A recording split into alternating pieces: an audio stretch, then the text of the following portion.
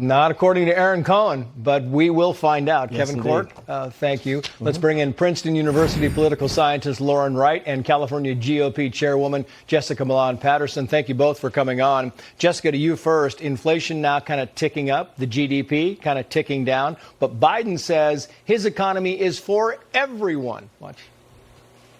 So look, we got to stop this division. I promise to be president for all of America, whether you voted for me or not. Today's investment helps Americans everywhere, in red states and blue states, and proof that we leave no one behind.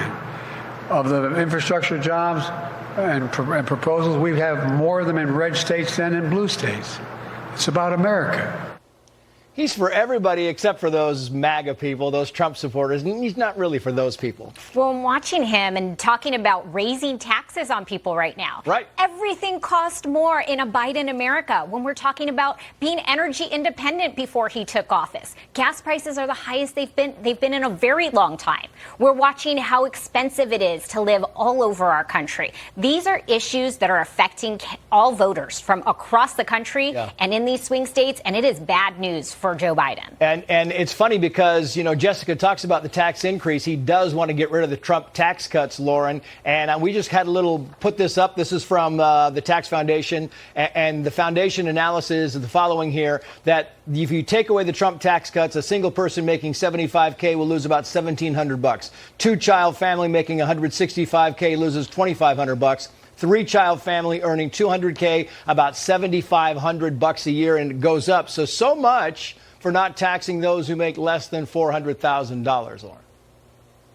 That is a really hard hurdle to scale, Trace. In a normal year, Republicans typically have to make the case that we want corporations and job creators to pay lower taxes, not higher taxes. And that's sometimes a tough message. This year, Biden is taking away all those problems and making Republicans' arguments for them. I mean, these tax cuts did benefit the majority of Americans.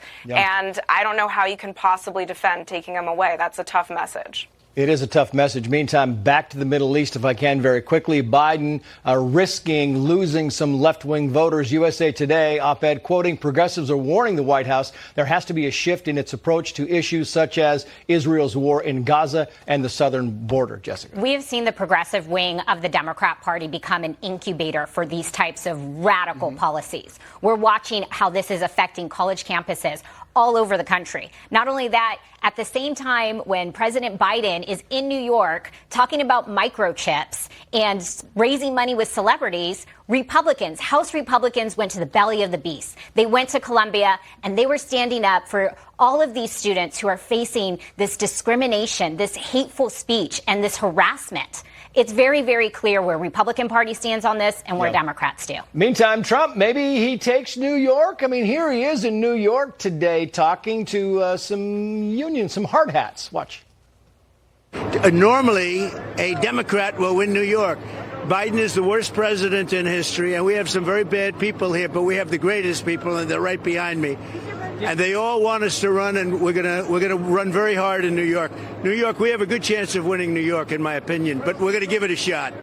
Lauren, I got about 20 seconds for you. Is it possible to win New York for Trump? I don't know if it's possible to win New York, but he's doing the exact right thing optically. I mean, you know, Democrats are emphasizing this court case. It is last on voters' list of priorities. They simply don't care. It's conflicting with these images of chaotic college campuses, and those students aren't Trump voters. They're on the other side, and most people watching can tell that.